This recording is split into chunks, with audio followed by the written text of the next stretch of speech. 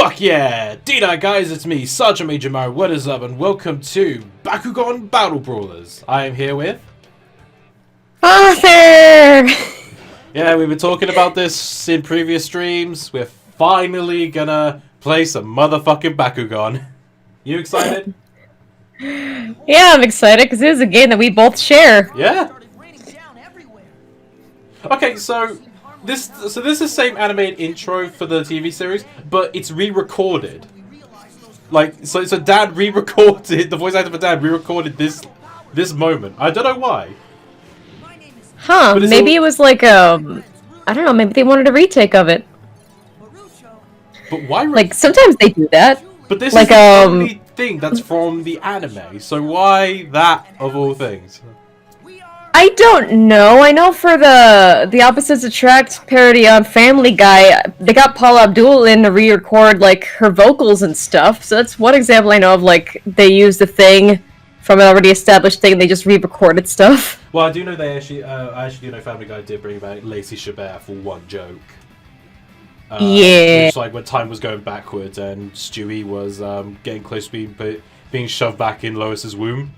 And Meg picks him up and he's like, "Oh my god, we're so far back! You're Lacey Chabert!" But yeah, to clarify for the stream, this game is actually kind of special to us both because he made it a stream highlight. In the East 8 stream, we had an argument about this game because I did not remember the main character being voiced.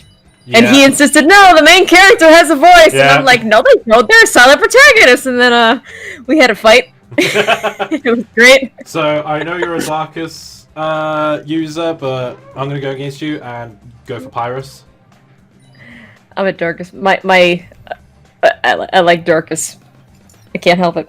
So, this is gonna be... So, yeah, the first thing you do is make your own avatar. The first ever Bakugan game, you can't play as any of the characters, you gotta make your own character. Yeah, and you can only make a dude. Yeah. I don't know why just a guy. I don't know why either, because Bakugan is a very gender-neutral thing, but I guess they thought, like, you know, only boys would be interested in the game, so... That always kind of makes me a little bit sad. They couldn't... Especially, like, as a girl growing up on games, it's like, oh, I can only make a male, yay. And I'm not one of those where I'll refuse to play a game if there's no female option. Like, I've played so many games where a male is the main character. I played dating sims. And most of those, you don't have a choice in your gender protagonist. In your protagonist gender, I mean. But, you know, it's nice to have an option. Yeah.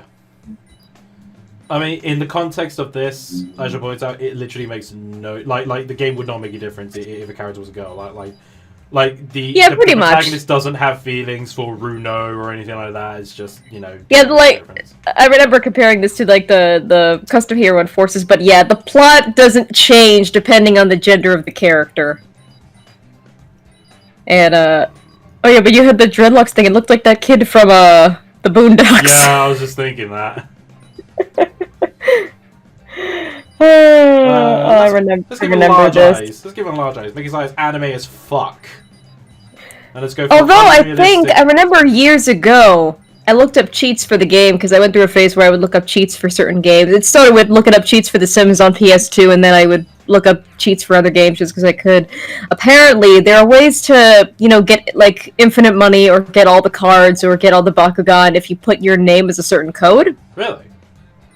Apparently, I never tried it on my save, but I didn't know that you actually had to put that as your character's name at the time, so I just thought it didn't work. I love how this shirt is just named Japanese. Hey dude, what are you wearing? Japanese! Alright then.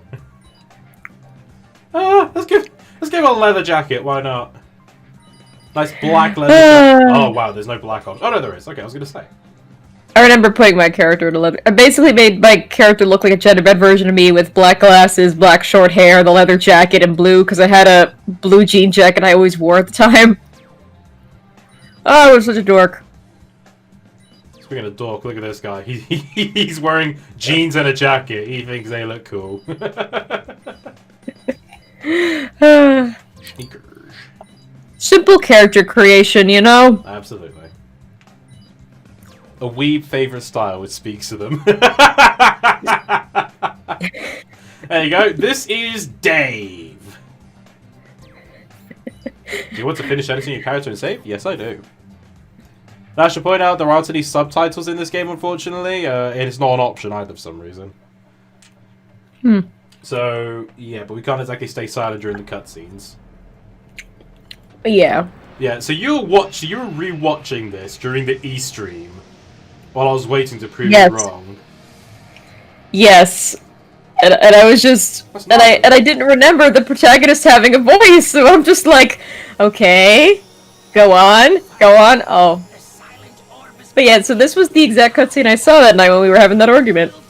I was gonna say, this cutscene is making the I forgot the entire plot of this game, and I only remembered upon seeing the cutscene. I really want a Leonidas. I know, but they won't make it. I had a look on Netflix to see if Bakugan was there out of curiosity. It is, right? It's a new series, Battle Planet, but the dub voice acting is horrendous. Oh. Like, I didn't watch an episode. It's like you know when you highlight a video and it plays a little snippet for you? Yeah. It's like the main character's in the middle of a Bakugan brawl. In his thought, he's trying to think. He's thinking, it's like, I know this guy from somewhere before, and he has a serious face about it. But the dub voice actor went, I know this guy from somewhere before, but I don't know where. Maybe it was like before. Maybe it was like last time, the other night, we looked for Bakugan, and it's like, what? It's like when you're not watching the footage as you were doing your dub. Oof. Meanwhile, on Earth. And this is a scene where I got fucking pwned. Because for some reason, I didn't remember any of the plot of the game. I just remembered that I played it and I had fun. Nothing. I just like I love the pan up, just like, yeah, that's you. That's you, alright. God, he looks hideous. I don't even know all the rules yet. Well, you're about to learn. They stay true to the the art style of the show, at least. I do honestly think this is one of the better budget, not budget, but like, tie-in games. Yeah. Because whenever you see like tie-in games to like cartoons and stuff, normally they do cheap out. I do think with this they do an alright job translating these characters into the third dimension. Pretty much, yeah. They're like spot on. Yeah. Like, the only other TV show tie-in game that I've played is Ed, Edd and Eddy: The Misadventures, and while that is a fun game, the art style of Ed, Edd and Eddy is very hit or miss when translated to 3D, and I couldn't play that game for too long without getting a headache. Yeah, the problem with 2D cartoons, like when you see them in 3D, it's like, yeah, this was not at all made for the third dimension. And like, you do have that problem sometimes with... Okay, can I skip the tutorial? I don't think you can. I swear, I thought you could. Oh well. Well, I'm gonna skip all of Dan's dialogue.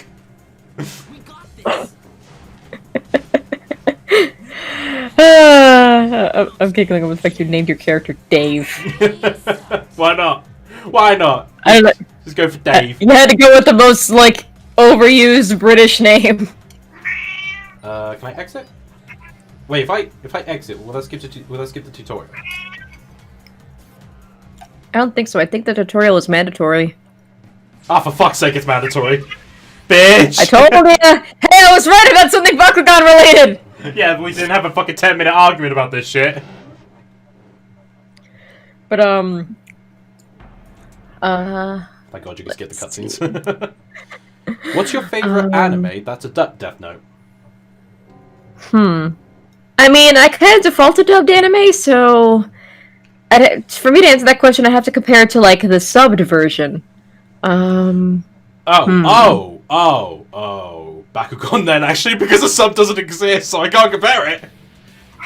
No, the sub does exist, it's just really hard to find. It's one of those where it's more popular in America than it is in Japan, so... The thing is, with the first series, they did a few episodes, but it flopped, but because the toys sold like mad in the West, they continued animating just for the West. Oh. So a few episodes of the sub exists, but I don't think anyone was keeping track of them. That actually reminds me, how I got into Bakugan was, I found it randomly on, like, an on-demand channel over here. So I would just play whatever episodes they had, because the thing about me at that time is that I just wanted to get into anime, so I watched whatever anime you put in front of me, which was kind of a bad thing in hindsight, and there are just some series that I can't look at the same way because of that.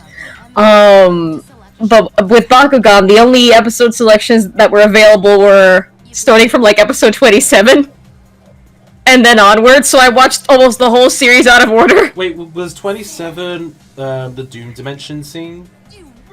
Yeah, which has my favorite line from Masquerade. Congratulations! You have succeeded in making me very angry!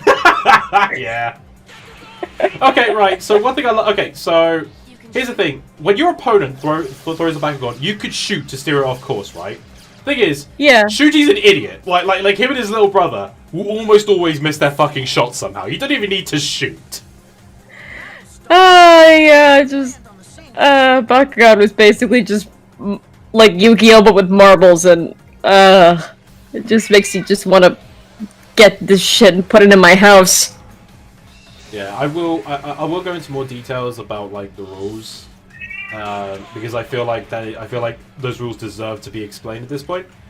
Because Dad's doing a fine job as is, but there's only so much you can explain. Yeah, and also the fact that this is a video game that's trying to emulate a card game, that's trying to emulate basically marbles with trading cards and monsters and shit. Yeah. Yeah. Oh my god, I have so much nostalgia for this series. It's one of those shows where it's not fantastic. There are attempts at a deep story, but it's a kid's show. They're not going to get that deep into it. I think the darkest thing they've gotten into is Shun's mom either being in a coma or dead, depending on whether you're watching the dub or sub. Yeah, I remember that. I remember just like it did. I was slow growing up, but even I realized what the fuck was going on as we saw that heart monitor slowly go down. I was like, oh shit, his mum's dying and he's delaying the game to technically be with her longer. Like, fuck, man. Yeah. She fucking gave him Skyrus and everything. That's why Skyrus is so precious to him, goddamn. Like, I don't get why they replaced Skyrus for, like, the second season, because that just ruins that relationship, you know? Well, the second series, it was New Destroyer, wasn't it? Yeah, and they replaced all the Bakugan except for Drago. Of course they didn't replace Drago, because Drago is market. Don't you understand? Yeah. But again, I have so much nostalgia for the series. At one point, I even cosplayed Masquerade, although that was before I got into getting wigs for my cosplay. So I was a Masquerade with black hair. Okay, I wonder if he'll miss if I skip. Yes, he does! See? He doesn't land on the card! He just misses. Alright, I'm gonna do something interesting here. Oh, he was supposed to skip, right. Okay, so one thing you could do in this game that I love is, if you do a power throw, you can collide into other Bakugan and knock down their Gs. Yeah, look at that! Fuck you! So what's stopping these people from just punching one another in the face rather than placing the fate of the world on a game of marbles? It's not so much... was there End of the World Crisis just hanging on Bakugan? I don't remember. Because I do remember that there were, like, big bosses in the end, but they weren't necessarily in Bakugan arenas. And more just like, we're gonna fuck it, we're gonna summon Drago out of the arena because of course we fucking will. Yeah, it was like just the creatures themselves, because they weren't bound to the cards by that point, because the world was so effed up. Yeah.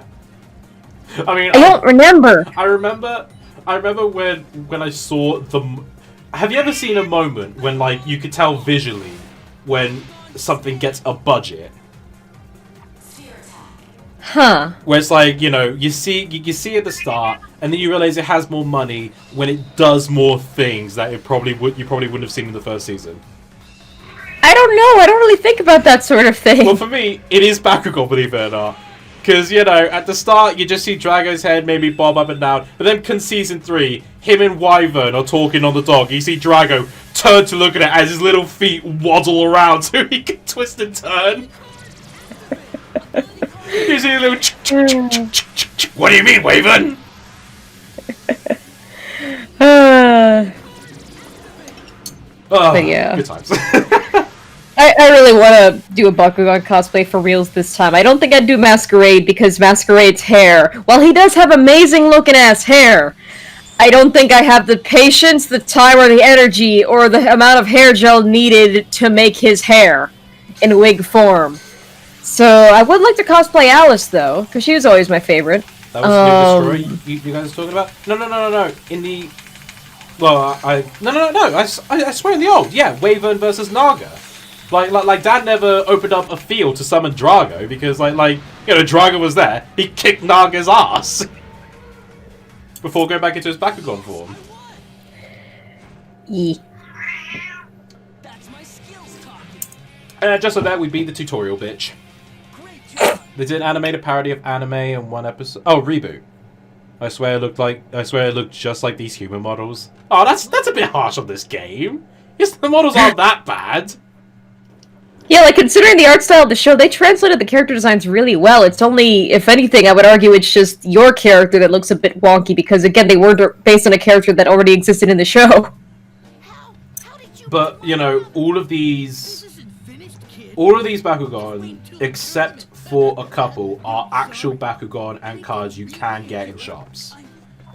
Yes. So, they're not... So then... Like, with the exception of one, which is... God. I love how Drago just stands out on Dan's shoulder. He doesn't even match the art style. Oh my god, he doesn't match the art style. He looks so tiny. He looks like a PNG. Hey, Dad, do I blend in like this? I'm gonna be comparing this game to Forces a lot because it is kind of the same plot of you have a custom character that's gonna save the fucking world because they are the special. But, like, I will say the one of the few things that Sonic Forces did right is that the custom hero did match the art style, whereas here your character can look a little bit wonky. To be fair, I did make my character look like a dickhead, so... But I remember even my character looking wonky, and they were just a gender-bent version of me. Ah, there you are, Alice. You may not play Bakugan, but you gotta be in the game somehow. Yeah. Oh, and the best thing about Bakugan's an old show. So can I spoil the thing? I think I spoiled it in the E3 stream. I love this, where it's like, wow, you're Alice. Do you know me? No, but I see you online. Yeah, that's not fucking creepy at all, is it? His sister's like Lolly alert. She's not a Lolly. She's like 16. Yeah, they're all like 16-ish. Yeah, they're all like 15, 16-ish. I think Marucho's like, what, 14, I think? But yeah, Alice isn't a lolly. She's got a particular style of dress, but that's if you mean lolly as in like Lolita style fashion. She's not in Lolita style fashion. Like, I would like to cosplay Alice though, because I have a bit of a thing for redheads. Yeah. Whether that is being a redhead myself or just other redheads that exist. And also, she has a nice costume! Also, OMG, her eyes are like Zack's just staring into my soul. Bakugan looks like if Pokemon and Yu-Gi-Oh! Had a child. That has been the comparison. It's like, Sega, because yes, Sega made Bakugan. They didn't make the game. They didn't make the video game, though. But Sega made Bakugan. They own Bakugan. It's like, Emmett, you've given me an idea. What? I don't know if I can draw it, though. Oh, what are you doing?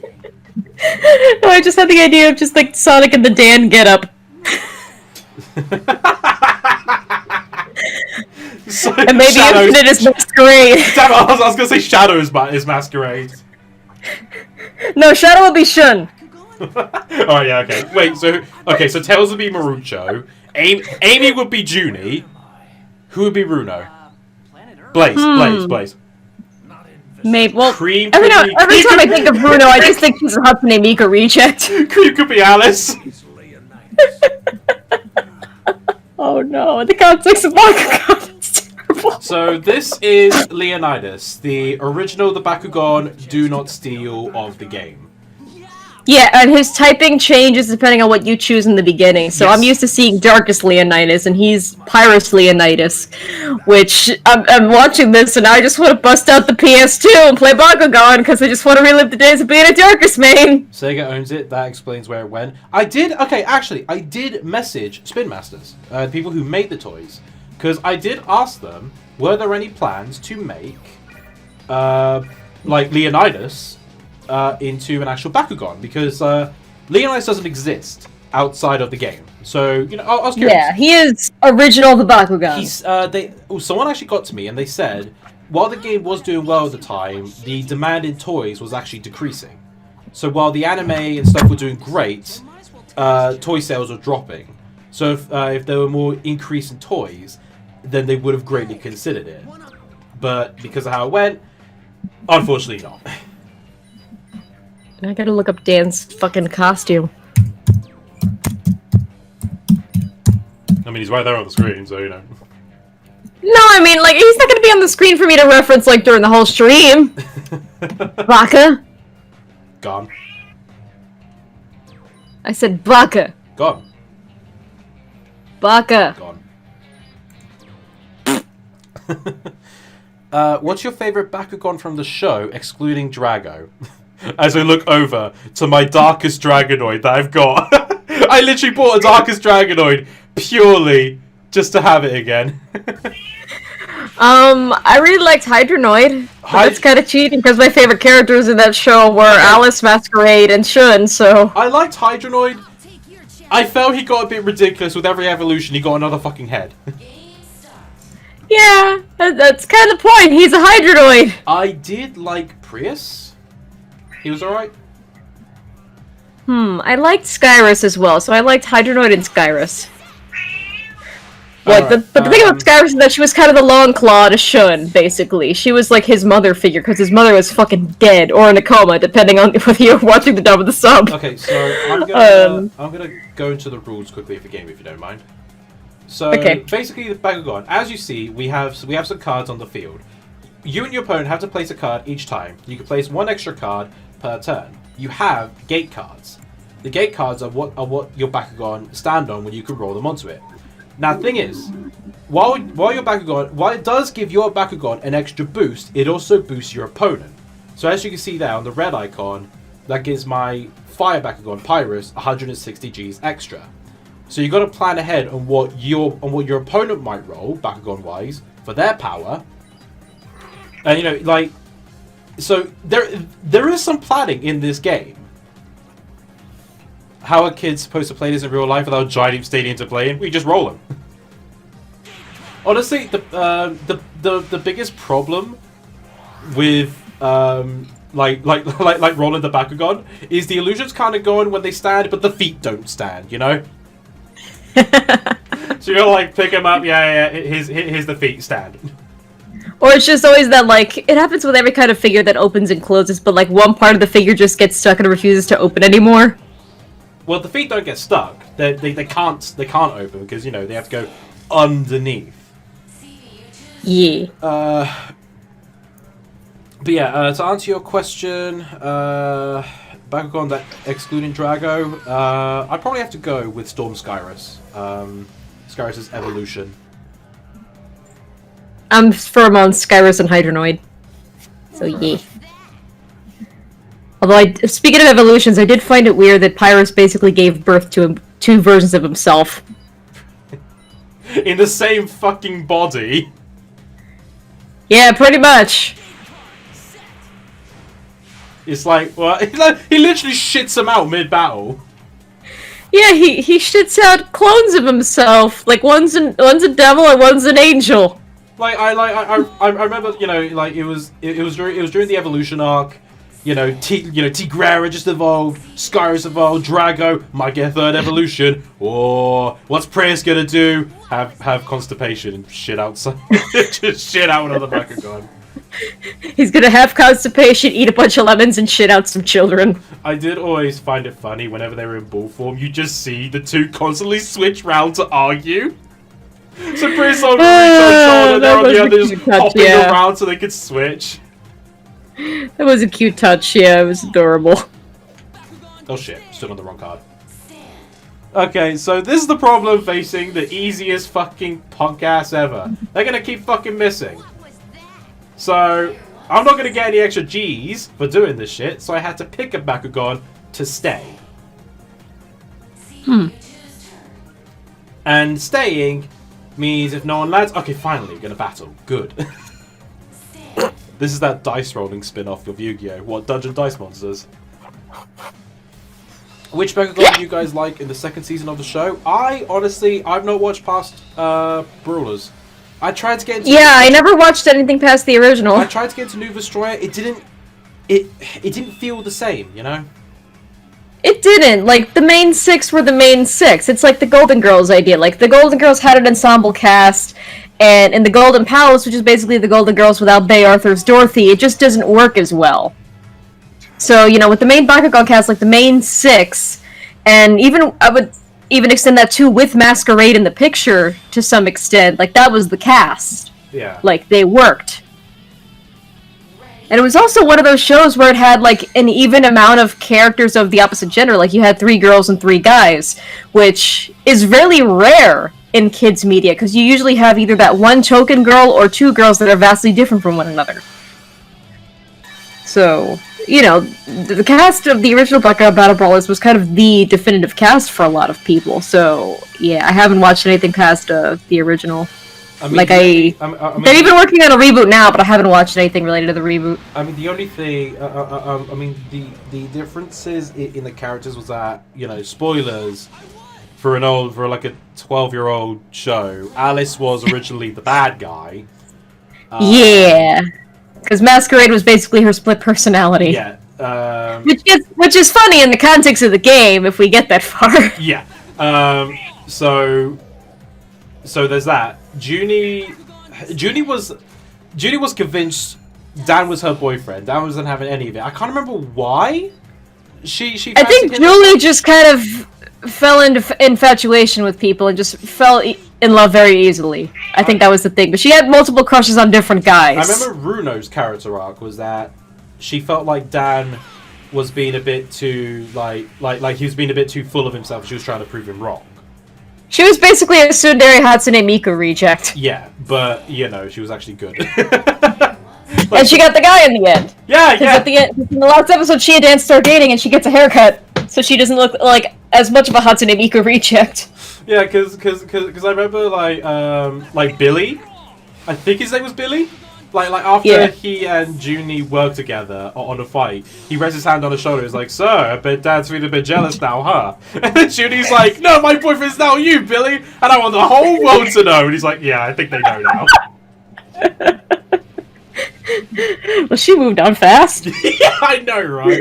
But then, I do remember in New Destroyer when Dad and Runo went on a date, Marucho and Junie was stalking them in the bushes for some reason. It's like, what? How and why? Huh. Although, it's funny we mentioned, like, Runo and stuff because, to this day, somewhere in this house, I don't remember where, it's in a folder somewhere, and I know because I've seen them recently, I had, my mom used to work at a children's children's clinic. And part of her job was ordering stickers to give to the kids after their appointment. It's like a little reward, like, here, you did a good job in your appointment, have a sticker. So sometimes my mom would smuggle stickers from the office and then bring them home to me, because I was a child at the time. And she once brought home some Bakugan stickers. And there was no Runo sticker.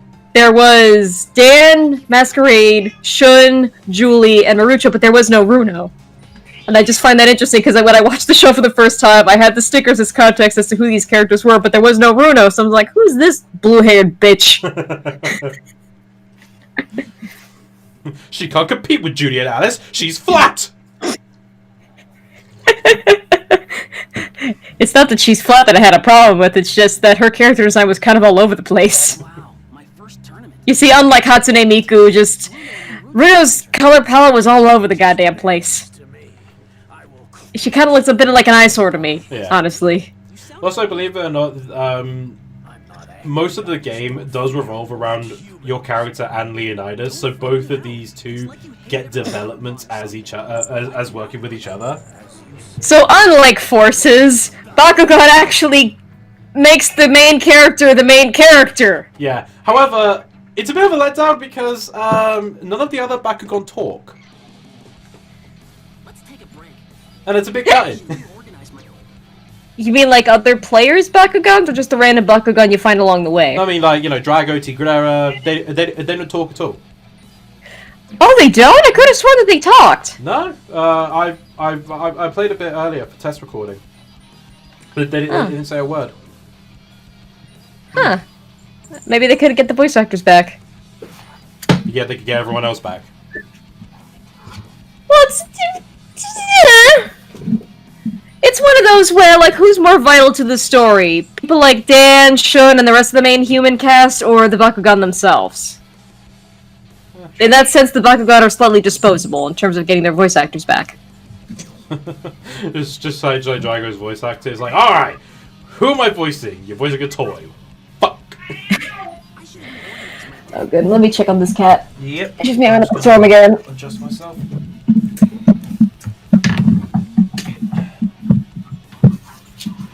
There we go. Leonidas from 300 versus Leonidas from this. Who wins? Well, Leonidas from this is a fucking dragon. Alright, who am I fixing? Shuji! This motherfucker.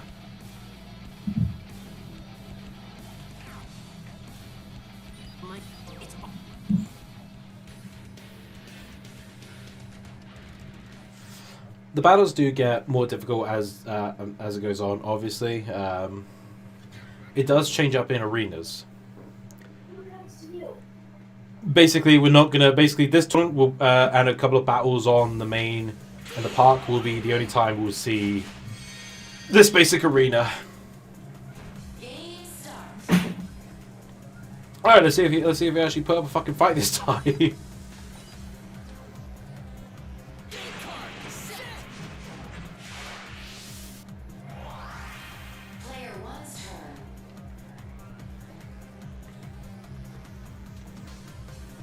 Zach, didn't I already talk to you about deleting your messages before, mate?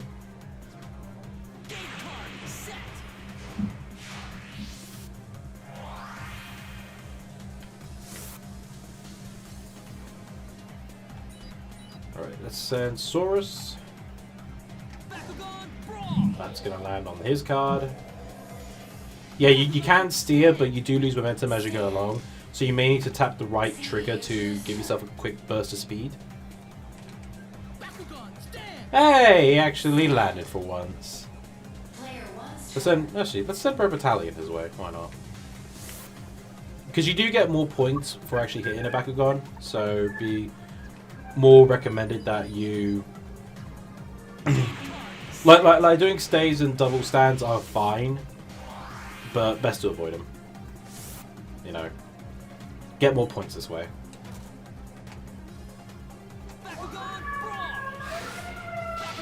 Oh my god!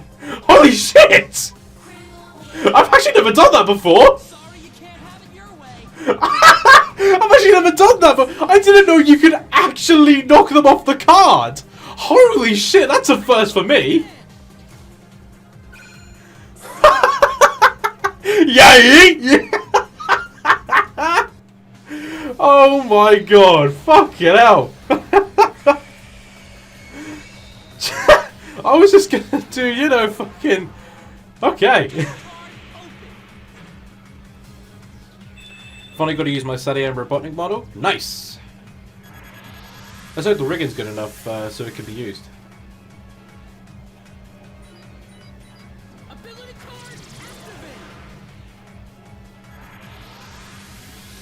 If he activates another ability card, then it might... Nah. Power Battle! So, each different coloured gate card leads to a different battle. The silver gate cards will lead to a shooting battle. The bronze gate cards will lead to a power. The gold will lead to timing. So, if you want to make sure you're good at something, then yeah, plan ahead with that. I'm alive again! Welcome back. Yeah, I gave the cat some treats. Nice. You missed kind of a pig. You missed something exciting. Oh, what did I miss? You know that sphere attack that I did last time? Uh-huh. I tried to do that this time on one of Shunji's Bakugan. Knocked him. I did a critical KO. I shoved it right off the card. I didn't know you could do that. Yeah, you could do that. You can shove things right off the card. I've never done that before. I used to do that all the time. Just fucking yeeted the motherfucker. And System says, I wish Pokemon battles were interactive. In what aspect? Honestly, like that is one of the reasons why I'm not too much of a Pokemon fan. Is because I can't stand the lack of control in the RPGs. Like it's why I hate most RPGs. And some people have argued with me. Oh well, that's the point. I don't care. I'm playing the game. I want to play the game. You know. Where it's like press A to attack. You attack, but it missed. It's like, but I pressed A. And I was talking to Corey, and he said, "Well, that's what like the statistics are for. It's like you can't expect everyone to pay attention to that constantly, you know." Yeah, well, that's kind of the point. You got to pay attention to the statistics and stuff. Oh, like at least in terms of Pokemon and like things like that, and other just like turn-based RPGs and stuff. Don't you like I haven't really had that problem to that extent. Like, I haven't had that problem to that extent, I think because I grew up playing RPGs and, games that kind of make you take your time. But, yeah. So, I guess you're just kind of a little bit impatient. You kind of need that constant interactivity with games. I guess it's also the fact that I'm just used to having more control in RPGs, like, the Tales of, Paper Mario, and stuff like that. Yeah. Just because it's the point of turn-based RPG doesn't make it fun. Thank you, Zach. Imagine a driver having that mentality. You can't expect me to pay attention to the road the whole time. Pay attention to the road! Excuse me. Excuse me? It's not my job to pay attention to the road because I'm here for the driving. You're tipping me. I mean, it's like I know some people sing to the high heavens about how Xenoblade is one of the best games ever made, but I'm sorry, like they're just doing all of the control for me. All I'm doing is moving the character around. They're swinging the swords on an animation. That's not fun for me. Like, it doesn't feel like I'm doing that, Yeah. Oh, you're fighting the Hatsune Miku reject next. It was with Runo Marucho that I found out that when they do throw the Bakugan, it's not a generic one. Like, you can actually tell which Bakugan they're going to throw, and it changes each time. Yeah. Which I like. It's not like a just little touches like that that keep the game accurate to the show. Yeah, it's cool. It's nice. They also do that in the anime, which kind of shows they don't cheap out and repeat the same animation. I'm pretty sure they do, but they probably have a code that changes the because Bakugan are 3D models, aren't they? So yeah, I don't know. So it's just a matter of switching out the model, really. Yeah, I'm just talking out my ass here. Sensaurus. Even System's like, oh my god, that's just shitty Hatsune Miku. What the fuck? Yeah, like, the hair is fine. Like, you see a girl with, teal-colored hair. It's like, that's fine. Maybe she's trying to reference Hatsune Miku. Maybe they're trying to be original. But it's just the outfit and just the overall color scheme that just turns me off to Runo's character design. Name is Runo Miyazaki. Yeah, because, you have the teal hair. That's a loud enough color by itself. But then she's got the yellow top. She's got the white miniskirt. She's got, the burgundy gloves. She's got the striped socks. So her character design's kind of all over the place. What if I get another critical KO? Nope, worth a shot though. Honestly, I love doing the sphere attacks. They're so satisfying. Hey, fellow weebs. Hello, Jester. This is a no-weeb zone. Hey, what the fuck are we playing? By the way, I love how, you could tell this is made in America because Runo's movements are a bit too static to avoid any accidental upskirts. Oh, that's so good. I never really noticed. Alright, I can give myself a boost too, bitch. Yeah! Headed you by 3. What do you think about that? Okay, it's power battle. Honestly, the power battle is my least favorite with the whole, moving the left analog stick. Especially when it gets to level 2 and level 3. Fucking hell, it gets too specific in my liking. At least I can do the right stick, so yeah. How's everyone doing?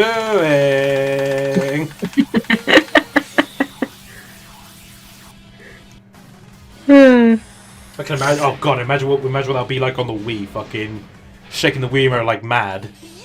Oh my god, that would be insane. Cause I've probably got to throw the Bakugan with such accuracy as well. Ugh. Yeah, it's like the dice roll of Monopoly, but not as fun because you'd have to be accurate in your throws. Actually, I do remember there was a Monopoly on the Wii, which you could only roll the dice by shaking the Wii remote. You couldn't press A. Oh, you could press A on the 360 version, but you had to fucking shake the Wii remote to roll the dice. Yeah, that's kind of forcing motion controls on the player. Well, it came out like the shitty speaker in the Wii remote. Oh yeah, there's some games that took advantage of the speaker in the Wii remote, but like, it's kind of redundant. Yeah. Like I know there's a horror game on the Wii that's like about like I don't know, I don't remember everything about it, but the horror game has like a phone in it, and I don't know if the story takes place on the phone or through a series of phone calls, but they actually use the speaker in the Wii remote. You're supposed to put it up to your ear so you can actually hear the phone call as the character in the game is hearing it, and that's very creative. But the other problem with Wii remote speakers is that sometimes the speakers die. They're also awful quality. That too. I do remember there's like a Rayman Raven Rabbids game, Rayman Raven Rabbids 2, on the Wii. That focused on like there was like obviously focused on motion controls. There's one mini game where you had to go on the phone in the cinema, and you had to put the phone down very quickly before you get spotted by the guard who comes in. And as you put the phone to your ear, you just hear this basic like French guy going. But one thing I loved about that game, which pissed off my friends and family, because I've got a quick finger. I'm good at button mashing, right? Yeah. So there was a bonus feature where if you mash shit out of the A button, you send a text to your opponent. And that could cause them to get caught and lose points. They're there spamming the shit out of the A button with their other hand. I'm using it with my thumb. They all get text messages, and I win. Nice! Oh, I wish I was able to play party games with my family as a kid, but I was the only gamer in the house up until my cousins were born. But even then, I couldn't really play games with them because, being children, they kind of didn't know how to cooperate. Yeah. And they always wanted to play the games that I played, and those games weren't appropriate for kids. It's like I think the one of the two games me and the kids played were Mario Kart Wii, and that didn't result in many fights or anything, although we all had to take turns because there was only one Wii mode in the house. And the other one was Mario and Sonic at the Olympic Games, the 2008 version, and I have some funny memories with that because at that point we got a second Wiimote and a second nunchuck, so it was me and my little cousin playing. But at one point, I suggested to my mom, who just happened to be walking by, like, Mom, you should play too! Like, let's see how you do it! And then it was her against my little cousin. My little cousin chose to play as Tails, and my mom chose to play as Peach. And my mom had no idea how to play the game, so we just kept hearing Peach say, "I can't believe I lost!" And that became a bit of a family meme. I remember I did find out because I did play Mario Kart Wii with the family. I remember I found out about the POW block cheat. Did you ever hear about that? No. Basically, the POW block that stuns everyone. If you shake the Wii remote at the right time, you lose your items, but you do cancel out the shake, so you can carry on driving. Nice. I knew about that. My parents didn't. So while they're just there on fucking like Mushroom Gorge, try like they see a battle block, they think shit. They see me just like skim over, and they're like, "Tommy, how the fuck did you do that?" I was like, "Secret." they literally said they literally said, "Don't be a dick. How the fuck did you do it?"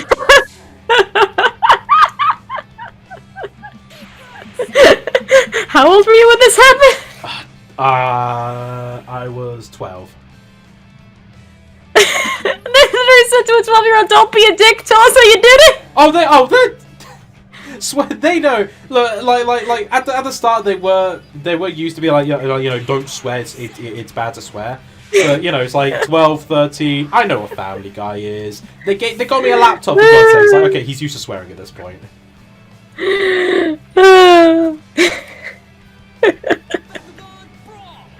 I feel like in the hypothetical scenario in which I have children, and then you come over to visit my kids, Uncle Tommy's over to visit, and maybe they don't know the context of swearing yet. Who knows how old they're even going to be in this hypothetical scenario? But why do I just picture you saying, "Don't be a dick, tell me how you did that!" Or, "Don't be a twat, not twat, twat, don't be a twat, tell me how you did the thing!" Tell me what do you think of Ghost Stories? Oh, the dub's fucking amazing. Yeah, the Ghost Stories dub is phenomenal. Tommy, don't you say that you and I can never be? And it's not because you're a rabbit, it's because you're black.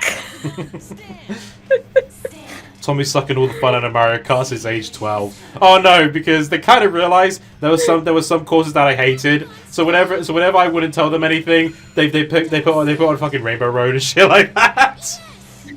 Oh my god, I remember it. Even if they hated it, it was worth it just to piss me off.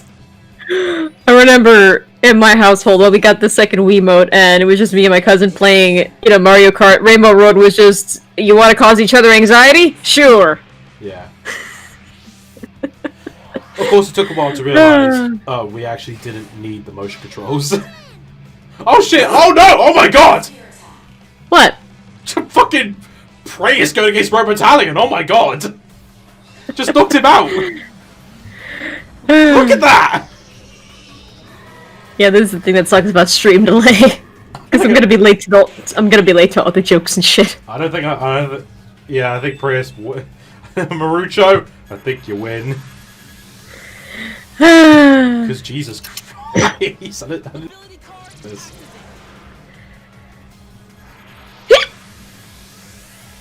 I will get some points back, damn it. I will not go out on a dying whimper. Look at Prius' beady eyes, just ready to smack a bitch. Yeah. And also... because there was a sort of elemental rock, paper, scissors to it, but I don't remember if the Pyrus was weak to the Aqua's type, or... It mainly focused on Prius' dabbing. Prius' straight up dabbing. He's straight up fucking dabbing. I think it only depended on the elemental arenas. Yeah, either on the elemental arenas or the elemental rock, paper, scissors was based on the actual wheel and, what was across from one another. Or if it makes sense. Well, I remember Pyrus and Darkus were big fucking enemies for some reason. Well, yeah, because, fucking Dan and Masquerade and shit. Whereas, like, if you had a Darkus deck, you had a fucking Doom Dimension card. Yeah. Remember the Doom Dimension? Christ. Oh, the Doom Dimension. Like, where all Bakugan died. It's pretty much Bakugan Hell, yeah. Yeah. Or Bakugan Purgatory, more like it. Seasons this had a cartoon. Sister, what did you think? What do you think all this is based off? Do you think they just made up all these characters? So Bakugan, this is really a surprise to me because I remember watching all the seasons. I think the point I got up to in New Vestroia was they introduced the metal Bakugan. And that was it. I've never watched anything past the first season, so... Yeah, they introduced metal Bakugan and the concept of not all Bakugan are round. Some could be pyramids. And it's like, yeah, that's cool. Not so really. You could have a Millennium Puzzle-shaped Bakugan if you wanted? But I think they were like attachments. Like you attach them to your Bakugan for extra damage. It was weird. I see. I thought it was based on a shitty toy. I mean, the toys sold like fucking wildfire over there. I can't remember if there were ever any tournaments or anything like that. Probably not. Bakugan tournament. Well, I mean, there are like other trading card game tournaments. It's just a matter of did Bakugan catch on that much to warrant a tournament. Alright, do I have my Leonidas? If I have my Leonidas, I'll and Sister was just so shocked, like, oh my god, it did have toys? Yes, it did. It had everything. Yeah. Believe it or not, this isn't the only game spin-off. There were others.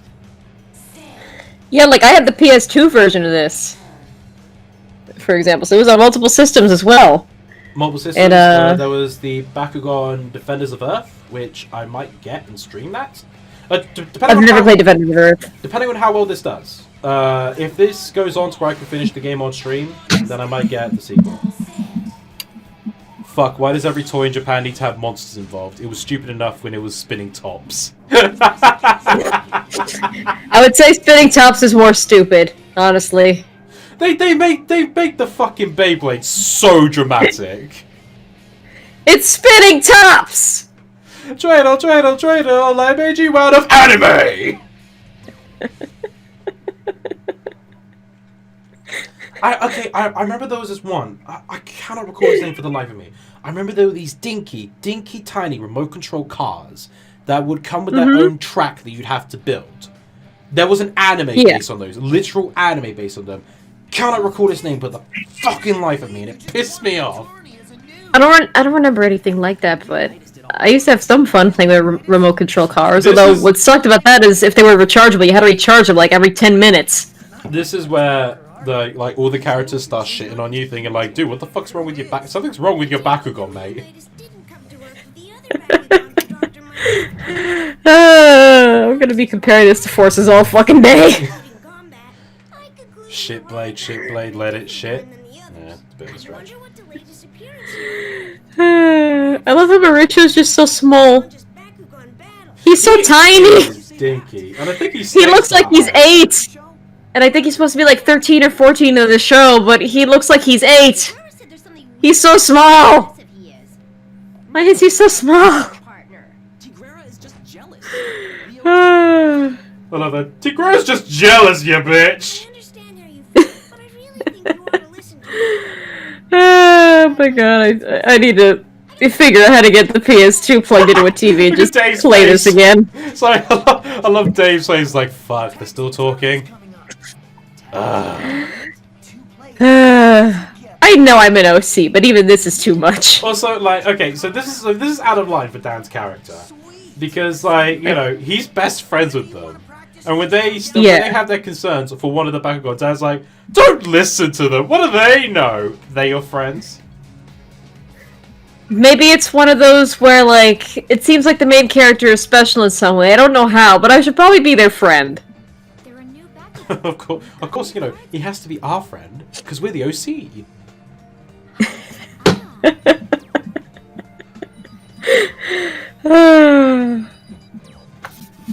Gotta get me some new cars, motherfucker. Thanks for shopping. I want Quick Strike, because that's a very good card. Is there any good ones here? I don't remember anything about like how the cards worked. The coppers had effects, the silvers were generic, the golds had more field boosting effects, some that affected just Bakugan. Uno, I fancy noodles. Okay. Okay, so I'll offer Earth and Wave, because, you know, gives my Pyro small fucking boosts. Actually, I don't need any of those. Honestly, this is like the downtime of the Bakugan card shopping.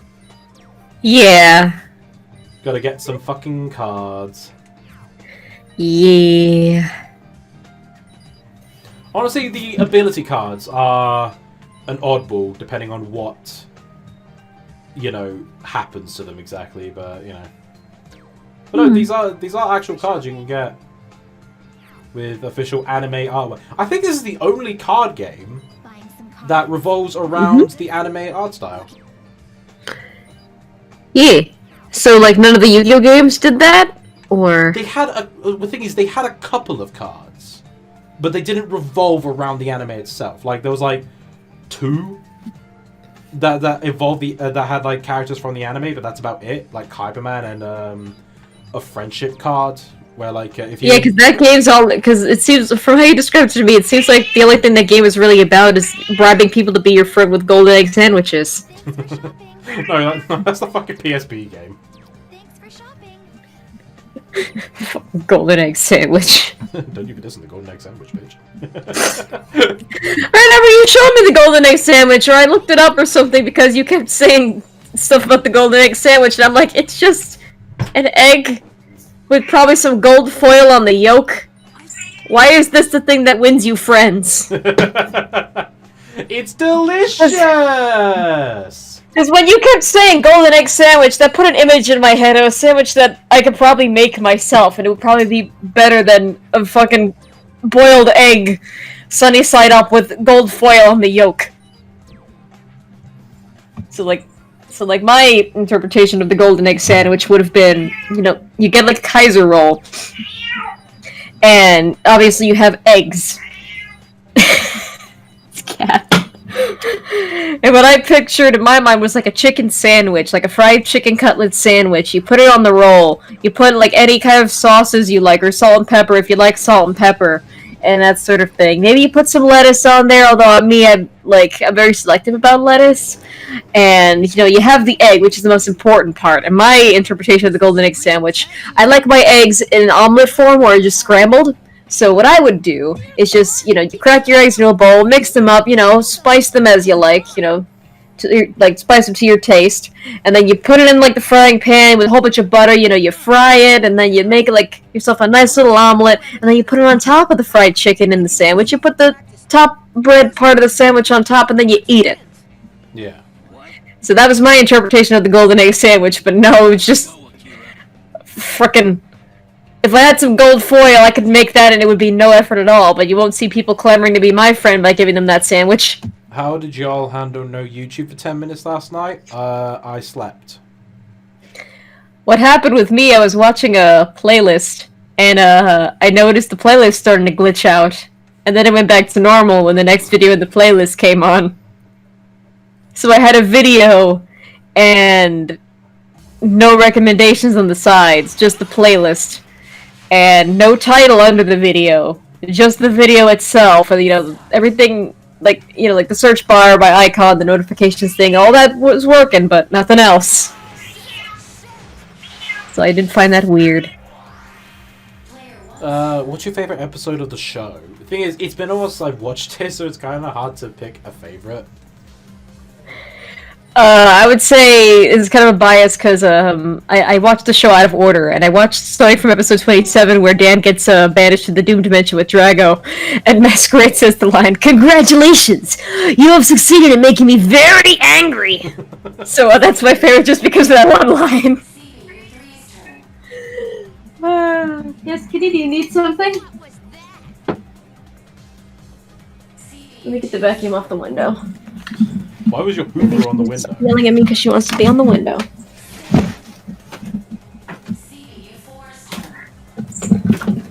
It's okay, you can get on the window, it's fine. It's your window too. Alright, I'm just gonna say this right now. It's your window here just for you. So, the whole deal of double standing on gate cards doesn't count for your teammate for some reason. So, yeah. My cat is mean. Fuck you, cat! She's very indecisive and stuff. That is cats in a nutshell, though. Yeah, they're very indecisive, crazy little finicky creatures of instinct that don't know what they want. And, yeah, so I thought she wanted to get on the window because she was yelling at the window for a second there. And I had the vacuum out the window, so I was like, oh, I should probably take this off so she could jump on the window. But she was like, no, fuck the window. No. Now she's on my bed and she expects me to pet her with my feet. Sonic X was good when Chris wasn't on screen. So Sonic X was good for like, what, 40% of the time? Am I wrong? You know, Sonic X was a product of its time. I think it's alright. It's not amazing, but it's not, like, butt-fucking terrible. Eh. Still shit. Well, Okay, well that's just your opinion. I like most Dragon Ball stuff, not including GT. System, you and I had a good time when we watched fucking Super Broly the other night. Fucking badass fights.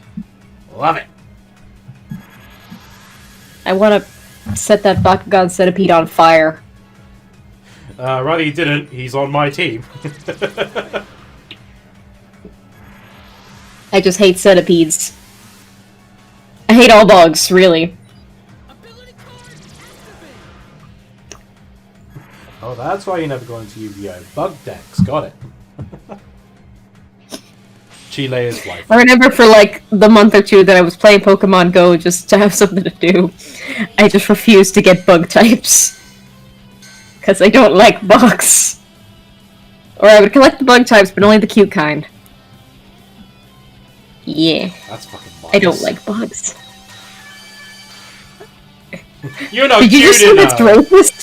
You're not cute enough to be in my team. Yeah, mostly I just wanted to collect dog types and shit. Like, I got this one that kind of looked like a palette swapped Infinite. Oh, and it was female, so I named it in Fifi. in Fifi? Yeah. Because Fifi's like a sort of like a stereotypical like typically you'd see that name associated with poodles. Yeah. Like really floofy ass looking, prissy ass looking poodles. So so I named it in Fifi. And I wanted to evolve it, but yeah, I haven't exactly been playing Pokemon Go. So yeah. Remember that old song that spread the internet like a wildfire? What song? It was like that one kid who said how he played Pokemon Go every day. Yeah, I don't really pay attention to internet trends like that, so I missed it. Some people may say this is overkill. I don't give a fuck. I'm beating Akira. The Griffin looks so disinterested. Fighting a fucking turtle. It's like I'm a fucking chimera. My favorite episodes is the one where they were handling being in the D dimension. Do you remember when it started off with them throwing the Bakugan, but then Dan got like a fucking wrist launcher? They like fucking flick his wrist and like Dragon would go flying at 50 miles an hour to his card. I vaguely remember the wrist launcher. Vaguely. It's like I remember there was an episode surrounded by surrounding his mum because she was wondering where the fuck Dan was. Yeah? Because it's like, you know, because apparently she's been there behind the scenes, like in some cases, but you never seen it and she's done fuck all about it. Yeah. Anime mobs, they're either amazing or really shitty or dead. Yeah. Or dead. You know, Dad comes home and it's like, hi, sweetie. It's like, oh, Mom, you're alive. Oh, shit. And she's just like doing yoga and shit. Did she do yoga in that? Yeah, she did like yoga and things, and everyone thought she was Dan's sister because everyone had the hots for Dan's mom for some reason. Oh yeah, I vaguely remember that. I'm just gonna keep upgrading Leonidas to where he's broken as shit. I remember doing that to my Leonidas. Because I actually always kept him in my team, because I think you had the option to play without Leonidas, except for like in the last battle. Yeah. But actually, I would just kind of focus all my energy on him, basically, because he was like the special. Fun fact, when I first did this, I didn't buy any cards. I only bought Bakugan. And it got until the final battle, where I had like millions of battle points, where I was like, I kept losing. I was like, maybe I should like buy more cards. Maybe upgrade Leonidas a bit. So there are a few battles in the park, but the tournament has unlocked. Should we do the battles for extra money, or should we go straight to the tournament? We've been kind of battling at the park with the same opponents for a while, so if you go to the tournament and you actually win, you'll get new opponents and shit. True. Which character was it in Yu-Gi-Oh! Who had his brain put in? Tristan. Tristan. It was Tristan Taylor. But thing is, that's not canon, because it was a filler. One of the 2 filler arcs in a fucking row. Still pissed me off. A little nervous. I haven't watched Yu-Gi-Oh! In years, so I'm lost. Thanks for helping me. It's when Kaiba's brother Noah sends him to the virtual world. Don't worry about what those guys said. For whatever reason, because he wants to beat Kaiba in a duel, and then possess his body and take over Kaiba Corp. UBT? Huh. And Tristan dies, except not really, he's in a robot monkey. Bakugan players compete. Huh. Yeah. We might as well aim to be the best. Anime is weird. Why do we like it? You're gonna have to It's just about fucking card games. best in the world, huh? I'm in. Also, I love how, you know, typical OC story. Of all the players Dan can team up with, he decides to team up with the newbie instead of, you know, one of his friends to guarantee victory. I wanna win again. Maybe he's just kind of tired of hanging around with all the experienced Bakugan players. You know, maybe he's just tired of hanging around with all the people who actually know what they're doing and wants to hang out with a noob, you know? Jules and Jen! Oh my god, I remember these 2! Fucking hell!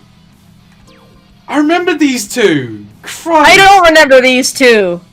Do you know? I remember fucking Klaus and Chan Li. I think I remember they, like, either they had the hots for Dan, or, the fact that, like, you know, like Dan was getting too popular and shit, they're like...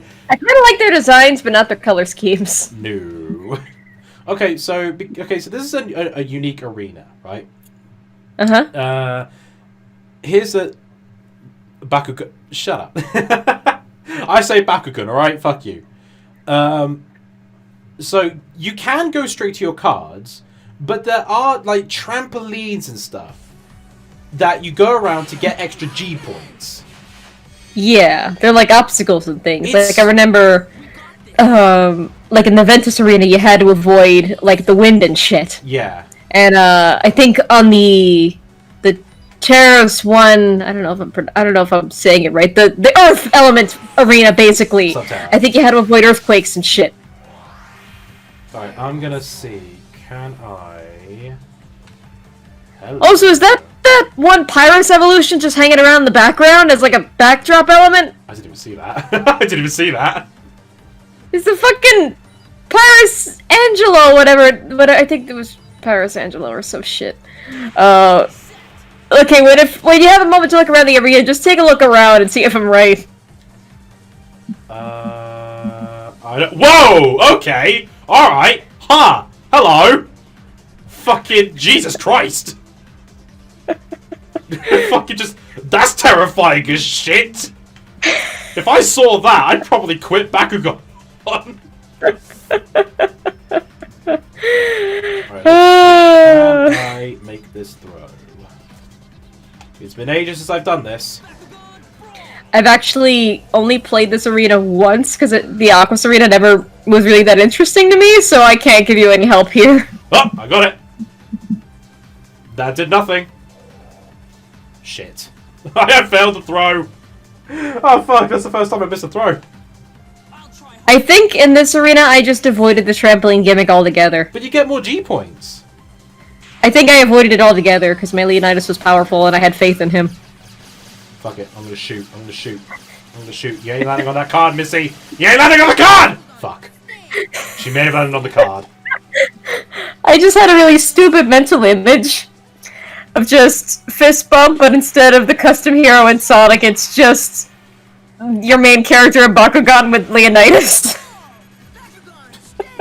Hey, Drago! Good to see Drago. It's nice seeing fan-favorite Bakugan. The most marketable one. Even though Hydroid was also really cool. You're wrong. Right, okay, I'm gonna try again. If I fuck up, then... Yeah, I'm... Actually, that reminds me of something. Oh, hello. Somewhere in this house, I have no idea where. It might still be in a box that I haven't unpacked, or I might have left it to rot on a bookshelf. But at one point in my childhood, I actually did buy, like, How to Draw a Bakugan book. Really? And the first one I learned how to draw was Hydronoid.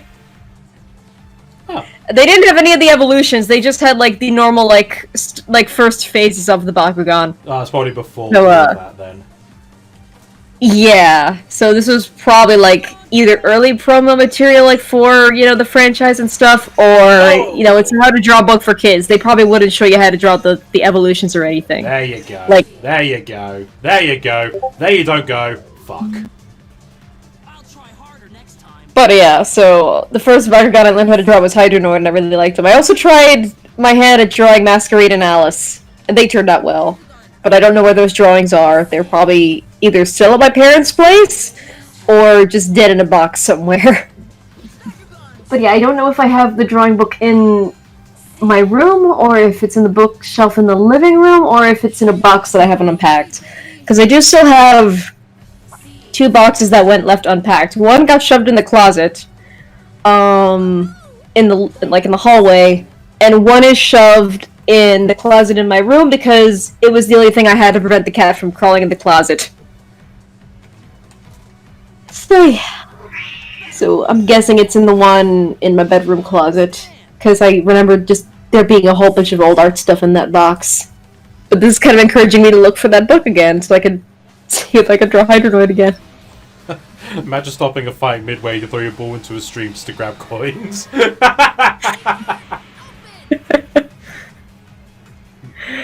Don't question my methods! I just want to pet Leonidas. You want to pet everything! Of course I do! Yeah. I'm like a psychopathic Disney princess! Yeah, so attribute effect is a thing in this arena. So Leonidas is technically at a bit of a disadvantage because he's a Pyrrhus in an Arquis field. Yeah. Okay, I don't know what happened there, but alright. So, yeah. Unfortunately, it doesn't make much of a fucking difference, because, I kind of did a spear attack. That's another reason I always pick Darkest, because you don't suffer any, disadvantages until the end when you're fighting in that, Chaos arena. And then it's yeah, you don't know about that in advance, though. Of course I knew about that in advance, just because doing, it was, logic. Logic? Yeah, logic. It's just, you're, the game wants you to be, a bootleg Dan Kuso, and wants you to, pick, Pyrrhus. But me, being the rebel that I am, and also having fucking logic and being wicked fucking smart, I'd pick Darkest because, they won't get into the light and dark elements of the story up until the end, so I'll have time to train up my Bakugan and level up Leonidas, until he's just stupid overpowered. And then, the hard stuff will come, and, Yeah.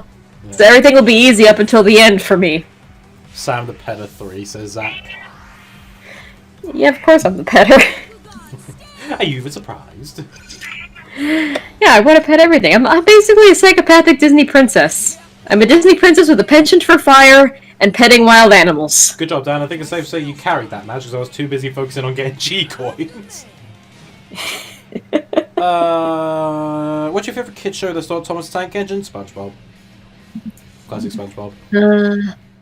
Favorite, What do you think of Scooby-Doo considering all the movies and shows? It's alright. Cat, what are you doing? Actually, where's the film coming out? Cat, why are you trying to steal chicken? Hey, Sam, we're going against Billy. Hey. Going against Billy. I forget which one Billy is. Is he the one with the really ugly-ass nose? No, he's generic blonde guy. Oh, he's this guy, okay. Yeah, generic blonde guy. I thought, I don't know, I kept confusing the names of characters. The only ones I really remember in terms of the side characters are Klaus, which is that silver-looking prince German dude, and Chan Li, because she had a really pretty character design. And her name was basically a combination of Jackie Chan and Chun-Li, and Bruce Lee or whatever. Cat, what are you doing? Stop stealing chicken! Was Klaus the one that had the hots for Runo or something, and... No, Klaus was the one, for that arc where Alice was doubting herself? Yeah. Klaus was basically the one to try to make Alice feel better about herself. Right, okay. Because, I swear, I could be horribly misremembering, but I swear there was, one plot where, one of the characters had the hots for one of the females, and the guys were like, yeah, nah, mate. I don't remember anybody having the hots for Runo. Well, not Runa specifically, but like one of the girls, which I think Marucho stood up for. I can't remember. I remember everyone liking Alice. Yeah, they did. Come on, Leonidas. What do you mean? Yeah, they did. Never mind. I'll explain it when you're older. What do you mean? Dude! You can just explain the joke! Hey, there we go. Come on, Leonidas. You know what's up. You're just cheering on your little dragon friend. Yeah, I am! On to the cards. Boom! Look at that! Extra 180G! Fucking get in, lads. Look at that shit! That's how it's done, motherfuckers. And the moment you say this, just the sirens start blaring out my fucking window! Super Sam Zach asks, what's up, pet humans too? If so, what humans would you pet? It's a damn good question, actually. Well... I would pet Corey because he has really nice hair. Hey, Drago's on my card. That's the only one I can think of at the moment because he has really nice hair.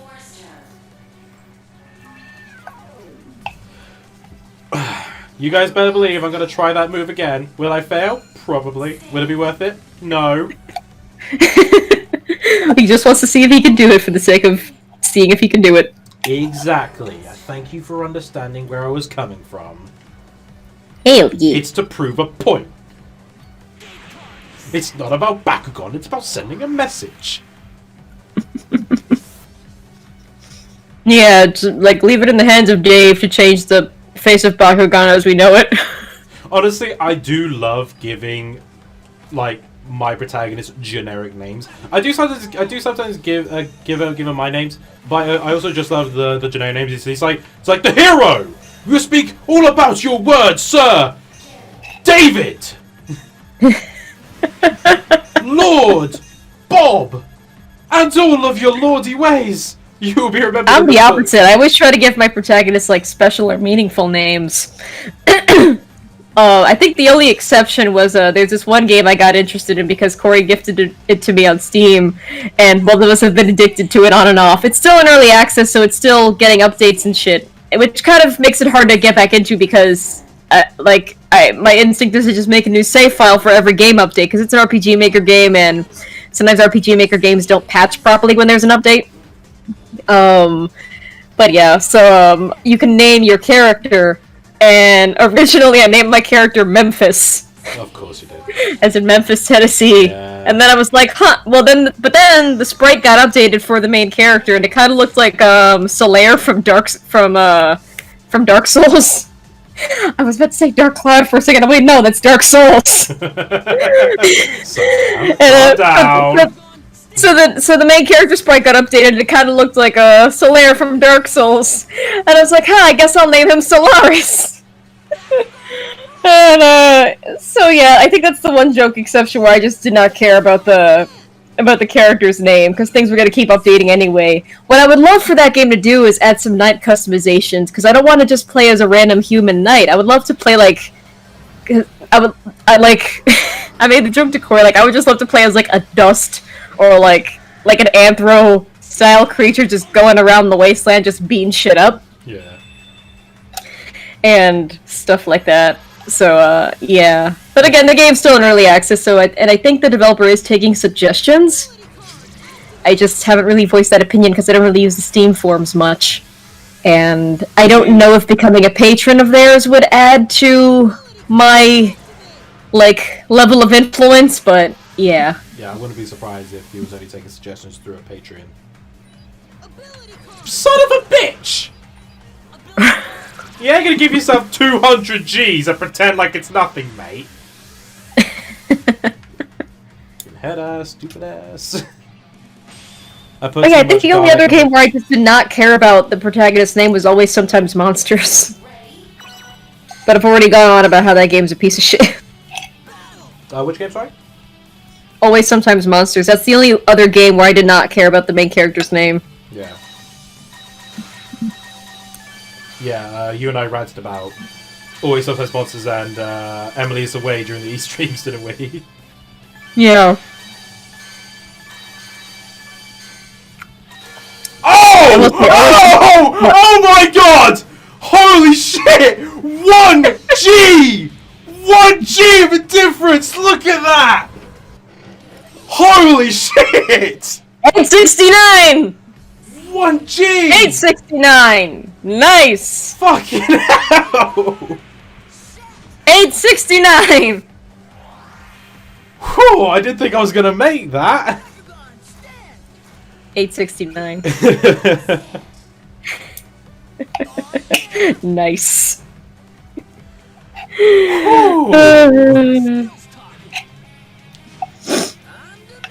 I put too much garlic on my cheesy chips and now I smell like Wario. I sort of wish I had some booze right now. I'm just so bored during the day and the damn lockdown is extended. How are you all handling the lockdown? Handling alright. I got back. I'm doing alright, but I just hope that I can go to the beach and collect some seashells at some point. Why seashells? Because yes. Oh, your favorite character! Your favorite character! What? We're going against your favorite character. Yay, Chanli! Chanli! She's one of the only other characters I remember that wasn't a main character. I'm surprised they haven't gone with anime tradition with her because she's wearing trousers. What do you mean with anime tradition? You mean like Fan giving her shorts or something? Or nothing but panties? Yeah, like fan service, innit? Thing is, Yu-Gi-Oh's gone that route, so it's like, huh. I ain't complaining for the record, just saying. Well, I mean, it makes her character design stand out, definitely. True. But then again, they kind of look out of place. Like the trousers weren't designed with the dress, so it felt like they had to add that in afterwards, if that makes sense. Maybe? Maybe if they were a different color. Maybe because it's all the same color. Yeah, same color. I believe that is it, yeah. Yeah. I remember just like when I was playing this, you know, like it did, because this is a Christmas present for me. And it was so awesome just seeing all of the Bakugan just brought to life. I loved it. Yeah, I remember it. I got it randomly. I think around my birthday, not as a birthday gift, but around my birthday. It was just I was really into the show at the time, and it was really cool seeing all that. And The thing is, I didn't know there was a Bakugan game. Like I had no idea. So you can imagine my shock and awe when Christmas came round. Boom, Bakugan game. Boy. I was the opposite. I went through a phase where when I learned what Wikipedia was, I basically looked up everything I could on Wikipedia. So whenever I was interested in playing a new game or was interested in seeing a show, I would look it up on Wikipedia first to see if I would like it. Really? I don't know. I was a weird kid. That's fair enough. And I don't really do that anymore, but yeah, I was a weird kid. What do you guys think of Kill la Kill? Isn't that the anime with some of the weirdest, like, fan service for, like, 14-year-old girls? I thought it was okay. I haven't seen Although it, whenever like... I think of the phrase nudist beach, I'm tempted to just shout the phrase like in the show. Okay, so Chanli has a launcher on her arm, but yeah, she's throwing the Bakugan. Yep. She's got to keep up the tradition. By the way, so. Top tip for anyone who decides to play this game after so many years. Shooting the Bakugan makes no difference when they're on the rails. I learned that mistake the hard way. Yep, does nothing. However, I did stop it from getting an extra 50 G, so worth it. Alright. I know girls' outfits are sentient and Shadow's a fan of it. Also, B Piole? What? B Piole? So the guy from Kill la Kill saying Shadow is her persona. I do remember I saw like I saw the Switch cover because I was browsing CEX And I saw Kill la Kill. I was like, oh, okay, what kind of game is it? I saw the cover, instantly saw like the skimpy clothes. I was like, right, okay. Yeah. This is too anime for me. And that's saying something. That's saying something. Yeah, like I didn't watch all of Kill la Kill. Like not because I didn't like it or anything, just because I think I was watching it as it was airing on Adult Swim. Yeah. Or I don't know if I was watching it on Adult Swim or if I was watching it on Netflix and they only had the sub at the time. But yeah, eventually I just kind of stopped watching it for whatever reason. So I stopped up until the point where, you know, Ryuko was kind of having a little bit of a crisis about like who she is and, you know, what's been going on in her life and that sort of thing, and wondering who her father was. And that's it. But like I want to get around to watching it again at some point or another, now that like the dub is out and about. It's a Funimation dub, isn't it? I believe so. Yeah. I'm not like harking on Netflix dubs. I know they're doing a good job. However, I kind of have a gripe with them. Psyche K. I love Psyche K. It is one of my favorite comedy animes out there because it's so goddamn funny. What the fuck happened to the recast, though? So, so season 1 has been dubbed. 2 and 3 haven't been dubbed, but there was like a sort of like a recourse that they brought in, which takes place after 2 and 3. So if you haven't watched 2 and 3, you're gonna miss some fucking context. And I did, but they recasted everyone except for Psyche and I think Nendo. Everyone else sounds completely fucking different.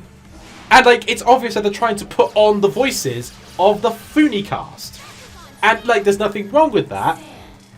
But what the fuck happens, you know? Yeah, that's definitely odd. God, there's so many gate cards, so many Bakugans, no battles!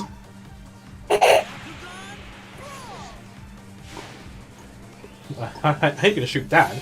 That'll be sabotage. You know, like I love how in the context of this, you know, just like shooting Bakugan. Just like, you know, so like Dan throws his Bakugan, like Masquerade pulls out a Glock, starts shooting at it. I don't think so, Dan. Well, it's Masquerade, so if he had a gun, he was just shooting things. He would just, like, shoot them to the Doom dimension. Because Masquerade's kind of the fun, kind of edgy like that. The Doom gun. Yeah, the Damn. Doom gun. What the fuck is... Dad's getting all the fucking points. Well, yeah, because without you in the picture, he's the main character. He failed the throw. I didn't even influence that. He just failed the fucking throw. You had to open your mouth, Sam. Well, hey, we didn't know. Just sometimes Dan misses. What do you mean, we? I mean, we.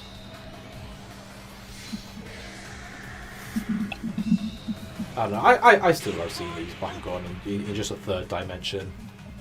Yeah, they're cool.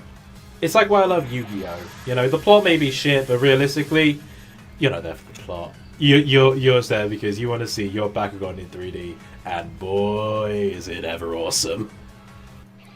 Yeah. It is, I love it.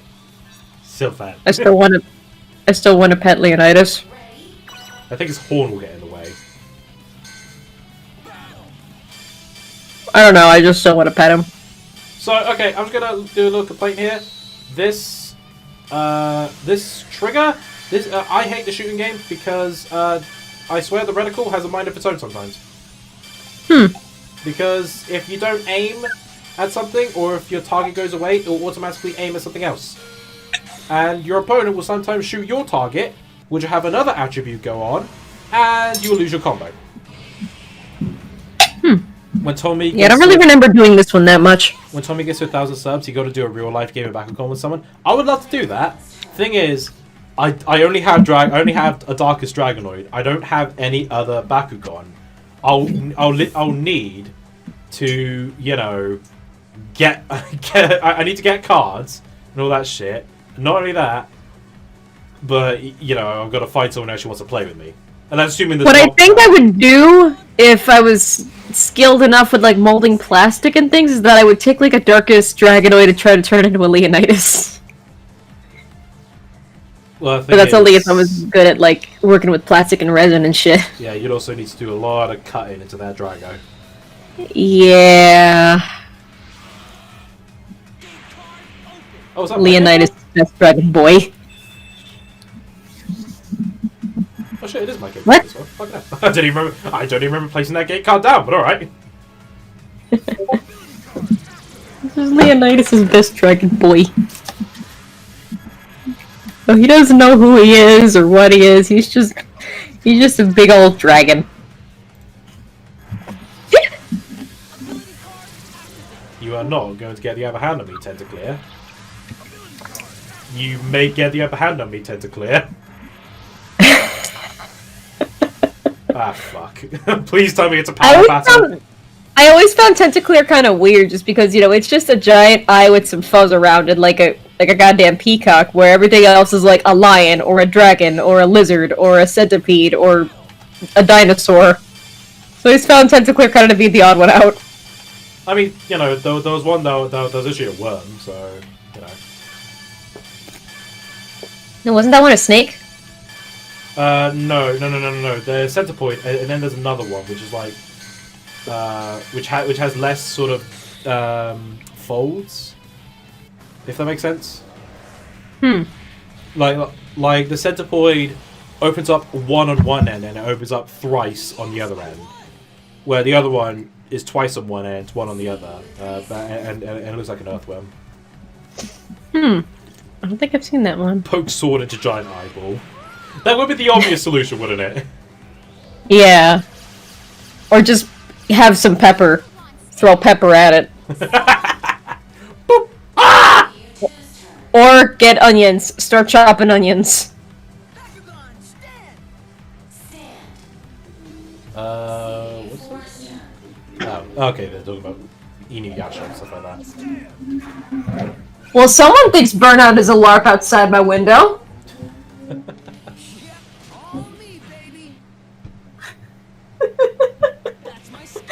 I don't know if there people try to street race, what with the quarantine and stuff, but every now and again I will just hear the sounds of engines revving and people driving without mufflers because they're trying to compensate for something they don't have. Even though, like, and just the sound of cars going up and down, and I'm just thinking, how? Well, someone thinks Burnout is a LARP. I think lack of a muffler is actually, I think it makes your car slower.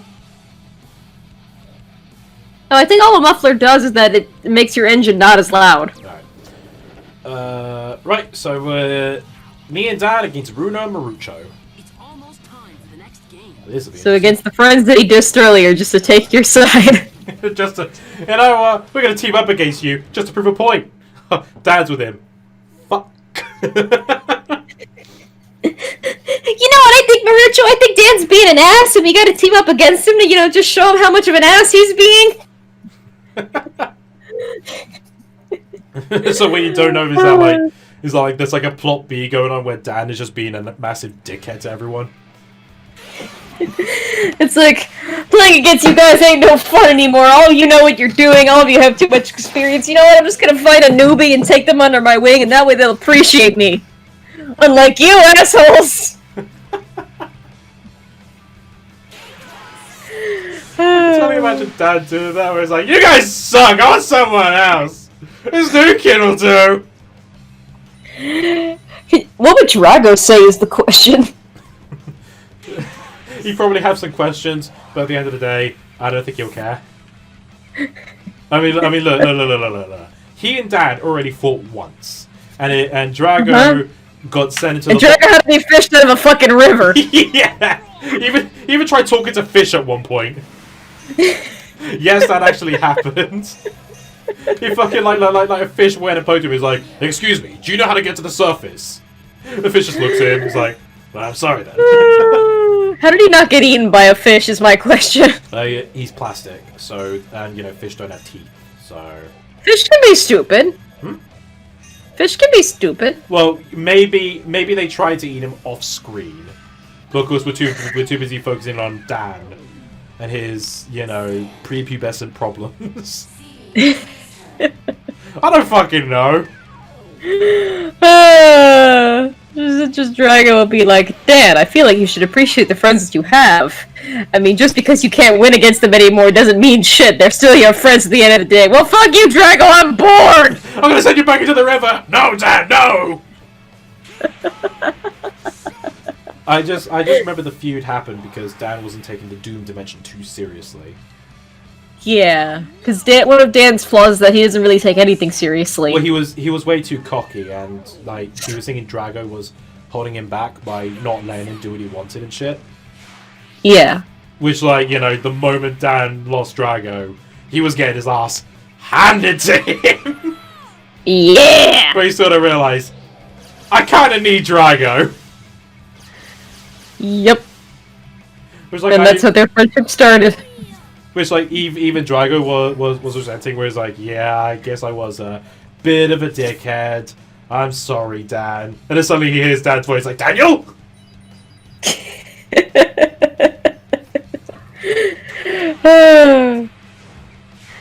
Oh, fucking Bakugan. It's amazing for what it is. It's so stupid, but it's so much fun. You know, people who have no idea what Bakugan is just hearing two people, bless you, bless you again, just hearing two people geek out about it. I don't care, bless you. Thank you! Honestly, it's great to just relive my childhood like this. I know, right? Because, like, I have been thinking of playing other games I played in my childhood, but I just don't know will do well. Like, what I've been thinking of streaming is, of all things, Lego Star Wars.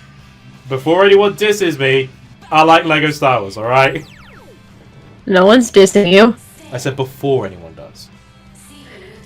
Well, yeah, I know I've asked you about this a million times, but one game I would love to stream, I don't even care about the copyright because it'd be worth it because it's fucking Burnout. I would love to just play Burnout 3 and just, like, drive and shit and explore the levels that I used to, while Franz Ferdinand is blasting in the background. Just so, one, people could realize, oh, that's where her emo taste in music comes from, and two, just so I can have some fucking Burnout footage up there on the internet for people to see how amazing this game was. Isn't the remaster out already on PC? That's Burnout Paradise. Well, it's still a Burnout game, isn't it? It's still a Burnout, but it's not Burnout 3! Diddums. Diddums yourself! Every time Tommy talks about Lego Star Wars, he defends himself for people making fun of him, and no one ever makes fun of him. Thing is, my memory's so shit, I forget whenever I bring shit up. I guess I'm so used to the way it was like growing up, where, like, you know, my parents sort of like expect me to be a bit more mature and play more mature games. But no, they just see me that's like another play, like, thing. Super Mario and Lego Star Wars, and it's like I do remember at one point my mom came in to me. It's like, oh, Tommy, what are you playing? It's like, oh yeah, I thought I'd play some Lego Star Wars. She's like, Tommy, how old are you? It's like 15. It's like, then why are you playing it? I remember that, because even as, like, a kid, around the time my cousins were born, they were, like, toddlers and stuff. Like, I think my family kind of expected me to give up, like, plushies and stuff, but I like plushies, because one, they're soft, and two, if they're fat enough, they could basically double as pillows. And I think they expected me to give that stuff up, and I would get genuinely mad whenever one of my little cousins, like, stole one of my plushies. Especially because, even as a kid, whenever I had, like, a plush that was related to, like, a specific fandom, like, that plush was, like, extremely rare or something, I would get so mad when they just, like, stole it when I was out of the room, and I'm like, get it back! It's mine! And it's just, like, well, there's also one thing about having younger siblings, too, is that sometimes, it's a very stupid thing, that, like, when you're in a parental role, you'll just suddenly expect, like the older child to just give leeway to the younger child, and that's not fair. Because you gotta teach everyone about personal space, regardless of their age. So you can't just let the younger child get away with everything. Yeah. And stuff like that. And I actually had, like, even when I was, like, 12 and shit, I had, like, the mind of, like, okay, well, I can't let him get away with everything. Like, I can't just cater, everything to this one child, to these two children, it eventually became. Like, I gotta teach them things about, like, personal space and, not stealing people's stuff. Yeah. And it developed into, like, I basically just hid my most precious plushes in, like, a little carry bag until I moved out. And yeah. Wait, sister, are you serious? What? Someone linked Yandere Simulator source code. Oof. The game's not finished and the source code's been leaked? What? Well, there are a lot of people mad at Yandere dev, so if that's true, it wouldn't surprise me. It's like, how, though, you know? What the fuck happened there? I don't know. So I don't know. Like, it's kind of a meme that Yandere dev is bad at coding, so... Did like, he if also steal a lot of assets? Yeah, they were like Unity assets, so they were either free to download and use, or like stuff he was planning on flipping and replacing later. Like, I can understand using stock assets in terms of like, I'll just use this for now to test out a thing, and then I'll replace it later when I have time. Because that's what I used to do when I messed around in Tyranno Builder, yeah, that's what it's called. Tyranno. Yeah, Tyranno Builder. It's a visual novel building software, and they do have stock assets in the game itself. They have like a school backdrop, they have a sky backdrop, etc. They have a couple of stock sprites that aren't really the best designed, but thing, isn't it? What? It's like a you know they're there for like a getting you started sort of thing. Like you know, use these as the placement until you get an artist or something like that. Basically, that's what they are. That's what all stock assets are essentially. And you know, to use that from like to get assets from like Unity Store, whether you're paying for them or whether they're free to use, like you know, as long as people are getting paid and you know people are getting appropriately credited, that's fine. Like, obviously he didn't want to change the models and stuff later on, because the Yandere Simulator up to this point has been a debug build. That's been made very clear. Like, none of it is final yet. So, like, in theory, he'd expressed multiple times that, you know, if this game would ever be complete, I would want just all the graphics to be remastered to sort of have, like, a Persona style. And that's a bit of a stretch to go for that art style.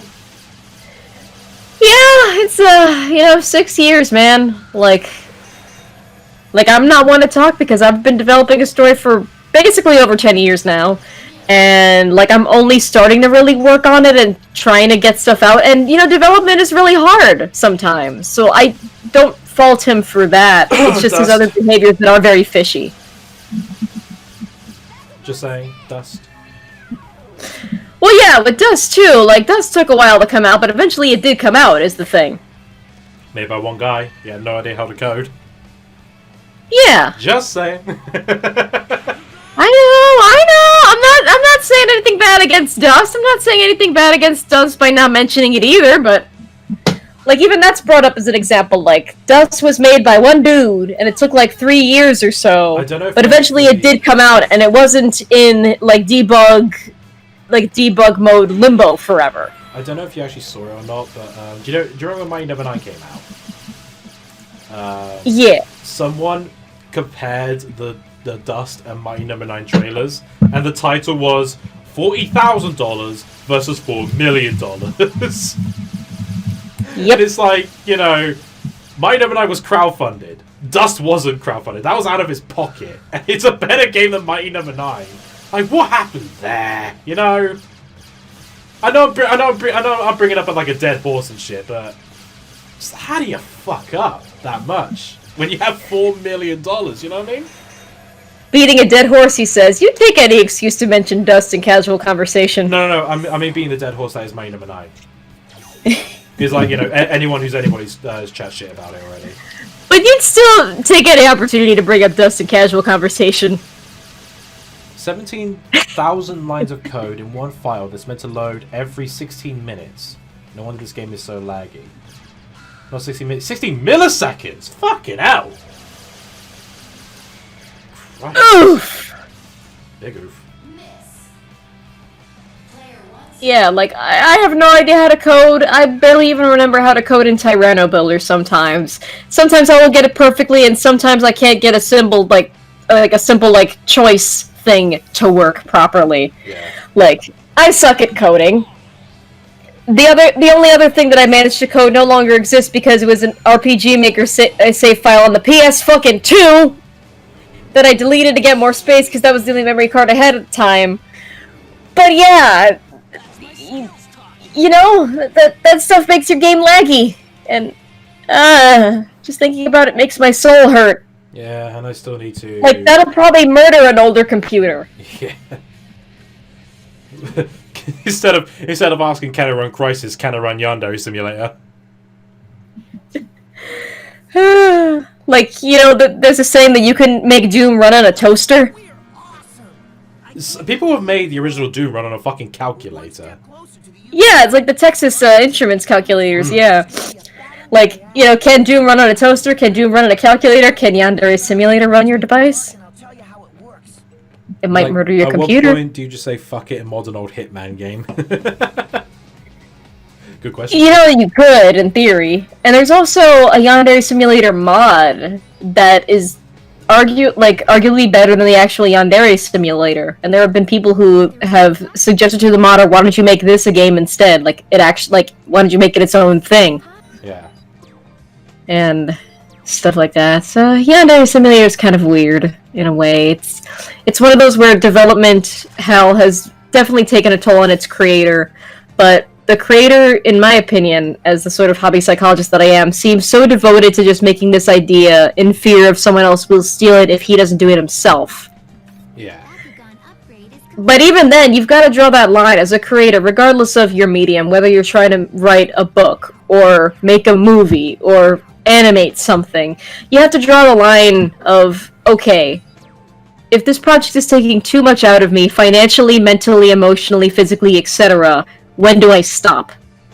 Like, when do I either pass the reins on to someone else more passionate about this project than I am, or just give it up, or, you know, just put it on the shelf and wait until I can handle it better.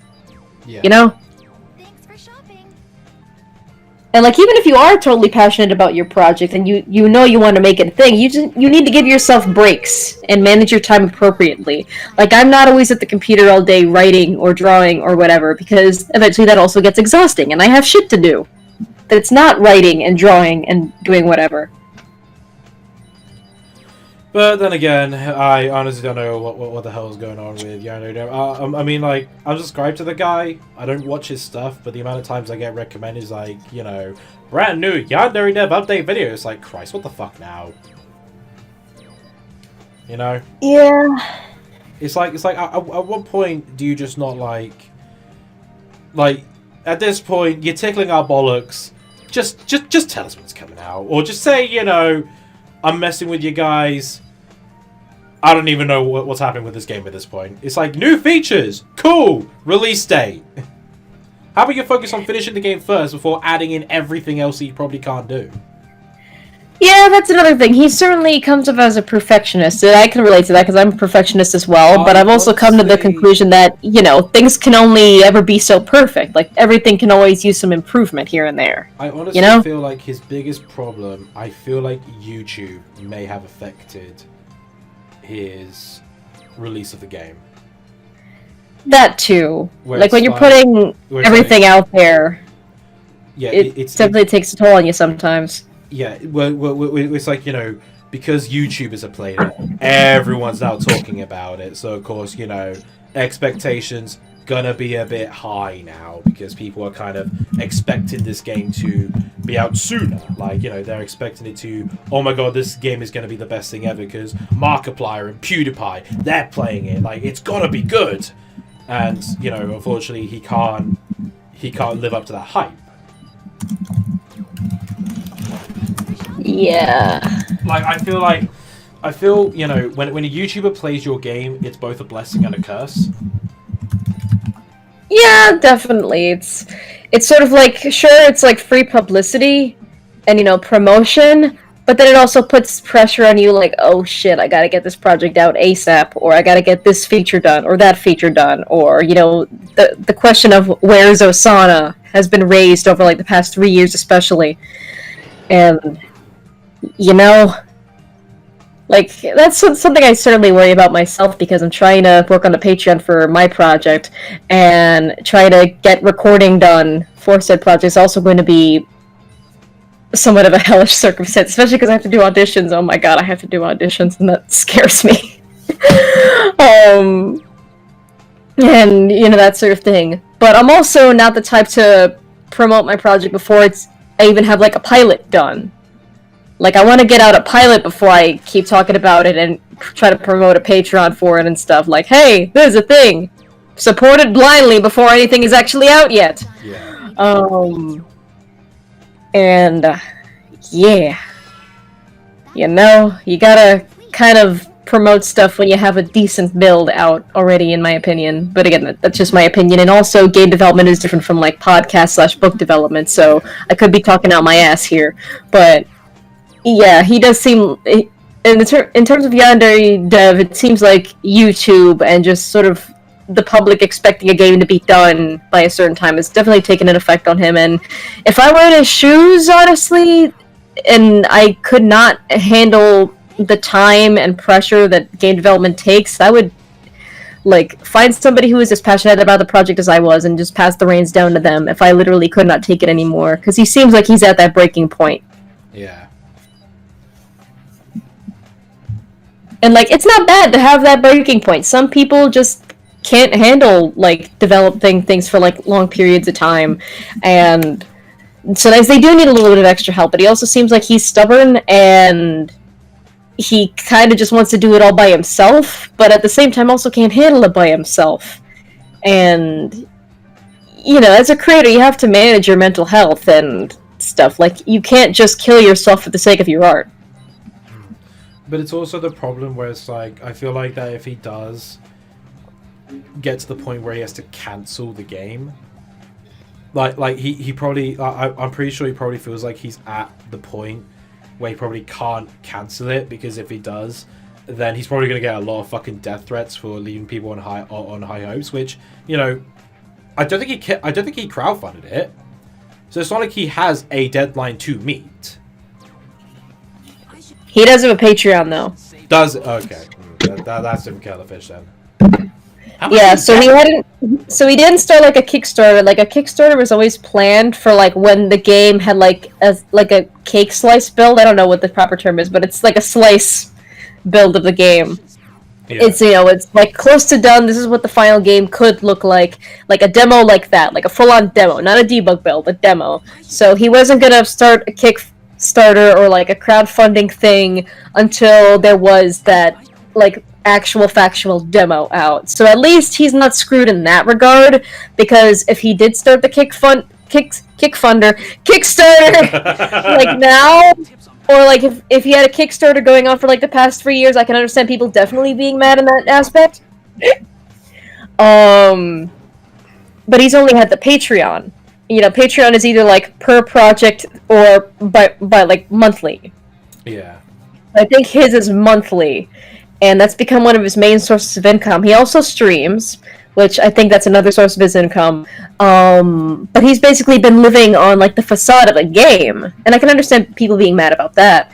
But how I see it is, like, you've had a project that's been in development for 6 years, but you've also been posting about it publicly for the past 6 years. So of course it's going to add more pressure, like, instead of you just keeping your project private until it was almost ready. Well, the thing is, it's because he's posting about it that makes people question what the fuck is taking so long. Because, you know, we're seeing the progress, we're seeing what's happening, you're giving us the updates, what's taking so long? Like, why are you adding, like for me, it's just like, why are you adding so much at this point when it doesn't seem like the game's even left alpha? Like, you know, like, yeah, I've added a torture mechanic, and now I've added hell. It's like, okay, great. Maybe you should actually consider the game for release first. Because honestly, from what I saw in the gameplay, I thought it was already out. You know? I thought it was fully done. Like, I thought it was just, you know, kill girls, make sure Senpai doesn't see. I thought the game was released, but no. Now there's satanic summoning, and now there's clubs and shit like that. It's like, what? Yeah, and on top of that, it's like such a grand scale game that he has in mind that of course it's also taking too long, because he has like 10 planned rivals, or like it's either 8 or 10. Like, so he has all these rivals planned out. Each of those rivals has like a unique schedule and personality and voice lines and events and codes.